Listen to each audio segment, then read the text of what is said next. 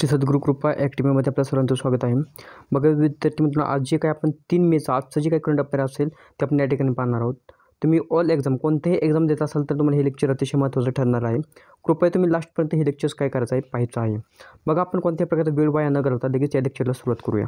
पहिला प्रश्न पहा, इलेक्ट्रॉनिक मतदान यंत्र म्हणजेच काय EVM भारतात पहिल्यांदा कधी वापरले गेलेलं आहे? उत्तर आहे पर्याय क्रमांक A 1982 रोजी. EVMचा फुल फॉर्म तुम्हाला माहिती असेल, इलेक्ट्रॉनिक वोटिंग मशीन त्याला म्हटलं जातं. आता 1982मध्ये कशा प्रकारे वापरलं हे आपण या ठिकाणी एकदा रिपोर्ट पाहूया. या ठिकाणी पहा, केरळमधील उत्तर परावूर विधानसभा मतदारसंघाच्या पोटनिवडणुकीमध्ये 1982मध्ये पहिल्यांदा EVMचा वापर करण्यात आलेला होता. बघा, केरळ राज्य भारतातील सर्वात साक्षर राज्य आहे. सुशिक्षित आणि अतिशय साक्षर त्या ठिकाणी माणसं आहे सर्व, या ठिकाणी हे लक्षात ठेवत आहे. त्याचप्रमाणे पहा, 2014 पासून भारतातील सर्व सार्वत्रिक निवडणुकांमध्ये इलेक्ट्रॉनिक मतदान यंत्रे वापरली जात आहेत. 2014 पासून बघा, मोदी सरकार त्यावेळी आलेलं होतं आणि त्यावेळी त्यापासूनच काय केलेलं आहे, मतदान यंत्र वापरलेलं गेलेलं आहे इलेक्ट्रॉनिकचं. पुढे पाहूया, भारत इलेक्ट्रॉनिक्स आणि इलेक्ट्रॉनिक्स कॉर्पोरेशन ऑफ इंडिया लिमिटेडच्या सहकार्याने भारताच्या निवडणूक आयोगाने 1989मध्ये EVM सुरू केलेलं होतं.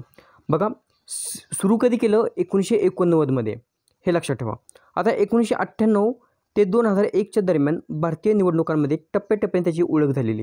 म्हणजे सुरुवातीला ते काय करण्यात आलं, हळूहळू काही ठिकाणी वापरण्यात आलेलं आणि 2014ला काय केलेलं, पूर्ण सर्वत्र ठिकाणी ते पूर्णपणे वापरण्यात आलेलं आहे.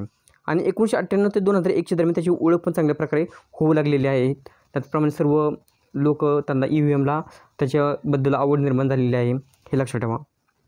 लगेच पुढील प्रश्न पाहूया, अलीकडे भारत पुढील 5 वर्षांसाठी कोणत्या देशाच्या प्रशासकीय अधिकाऱ्यांना प्रशिक्षण देणार आहे? उत्तर आहे पर्याय क्रमांक C बांगलादेश. आता प्रशासकीय जे काही प्रशिक्षण देणार आहेत ते 2025 ते 2030 या 5 वर्षाच्या कालावधीसाठी देणार आहेत. आता बांगलादेशबद्दल जे काही लेटेस्ट घडामोडी आहेत त्या लगेच आपण या ठिकाणी पाहूया. 2024मधली या ठिकाणी पहा, 2 दिवसीय नजरुल उत्सव बांगलादेशामध्ये सुरू झालेला आहे. महत्त्वाचा पॉईंट आहे, खासी स्वातंत्र्य सैनिक युथ तुरट सिंग यांच्या पुतळ्याची ढाका येथे अनावरण करण्यात आलेलं आहे.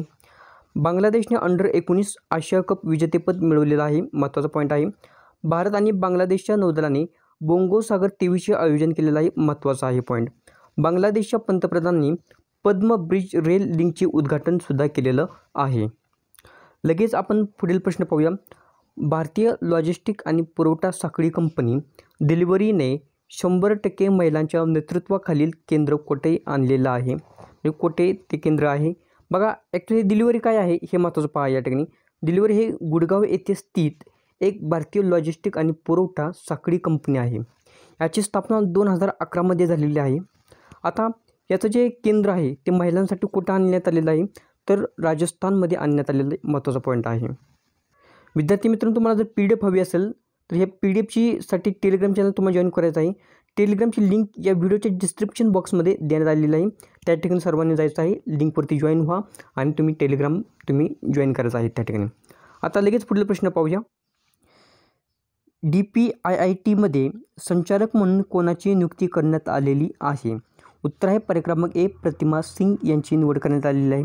आता ह्या DPIITचा फुल फॉर्म काय आहे? Department of promotion of industry and internal trade. महत्त्वाचा हा फुल फॉर्म आहे.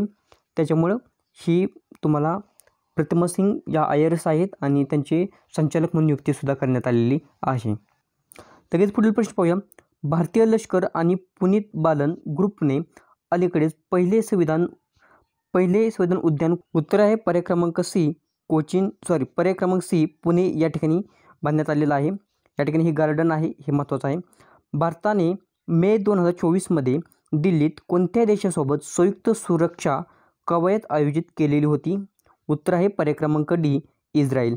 बघा, लगेच इस्रायलमध्ये जे काही 2024मध्ये महत्त्वाचे पॉईंट्स घडलेले आहेत किंवा जे महत्त्वाच्या चालू घडामोडी घडलेल्या आहेत त्या लगेच आपण या ठिकाणी पुढे पाहूया, ज्या एक्झामच्या दृष्टीने अतिशय महत्त्वाच्या तुमच्यासाठी ठरत आहेत. या ठिकाणी पहा, इस्रायलने त्याच्या अत्याधुनिक AI पॉवरवर चालणाऱ्या बॅटल टॅक बराकचे अनावरण केलेलं आहे. इस्रायली संशोधकांनी स्टेम पेशींपासून कृत्रिम भ्रूण तयार केलेला आहे. बेलने इस्रायलच्या एरोस्पेस इंडस्ट्रीसोबत करार केलेला आहे. इस्रायल नैसर्गिक वायूचे उत्पादन 60% वाढवणार आहे. इस्रायलने हमास विरुद्ध सुरू असलेल्या लढ्याला ऑपरेशन आयर्न सोर्ड कोड असे नाव दिलेलं आहे. इस्रायलच्या संसदेत न्यायव्यवस्थेचे अधिकार काढून घेणारे विधेयक मंजूर करण्यात आलेलं आहे. अतिशय महत्त्वाचे सर्व पॉईंट आहेत, एक्झामच्या दृष्टिकोनातून तुमच्यासाठी महत्त्वाचे पॉईंट आहेत हे. लगेच पुढील प्रश्न पाहूया.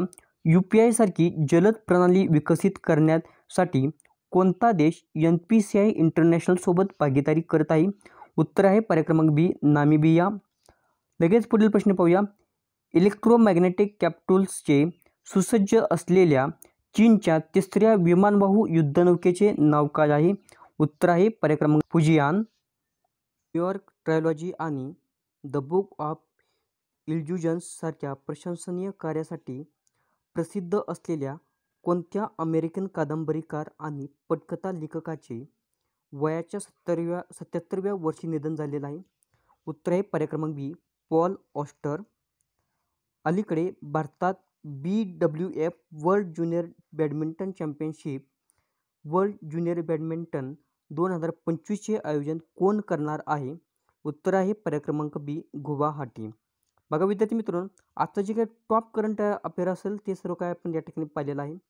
त्याचप्रमाणे बघा विद्यार्थी मित्रांनो, तुमच्यासाठी जे काही एप्रिल महिन्याचं जे काही करंट अफेअर आहे 2024चं ते सुद्धा तुम्हाला घेण्यात आलेलं आहे. तर सर्वांनी ते सुद्धा पाहायचं आहे. त्याचप्रमाणे जे काही टेलिग्रामची लिंक आहे ती सर्वांनी शेअर करायची आहे, तुमच्या सर्व जवळच्या मित्रांना.